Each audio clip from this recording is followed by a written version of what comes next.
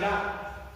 Yaani kwa Kiingereza wanasema sawa flabbergasted. Yaani wakashindwa hata padri anaingia Siriko Hotel, lakini sikujali mambo yao. Mimi nikaingia Siriko Hotel. Nilipofika Siriko Hotel, kulikuwa na hoteli ya kawaida na hoteli special. Siku moja nilienda hapo Kitale, hoteli nyingine inaitwa Sinyalu Inn. Sio kama mnajua.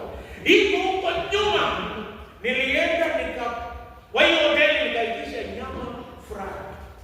Na nilipokuwa nikikula nyama nikagundua iko solopjo. Solopjo ni nini? Mende. Nikagundua iko mende. Lakini nikapiga hesabu nikasema sitaki kuharibu 50 bob yangu. Nikaona kama hakuna mtu ananiangalia, hakuna. Nikachukua mende, nikatupa chini na nikaendelea kukula na hata sikuwa mgonjwa. Kumbe mende ni ile tu hatutaki kukula hiyo. Hiyo sio hoteli ya kawaida kama Sinyalu. Nilienda hoteli special inaitwa Siriko Hotel. Hata waiter wamepimwa ni watu smart, wanavaa bota.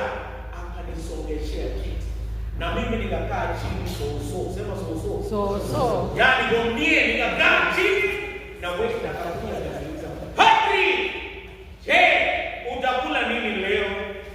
Nikamwambia ngojea nitakula. Akakuja mara ya pili akaniuliza, "Padri, leo utakula nini?" Nikamwambia ngojea.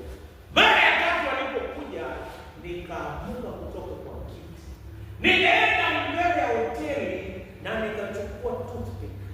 Nikaingiza kwa mdomo. Na nilipotoka nje watu wakasema nimekula wapi? Nyama Siriko. Na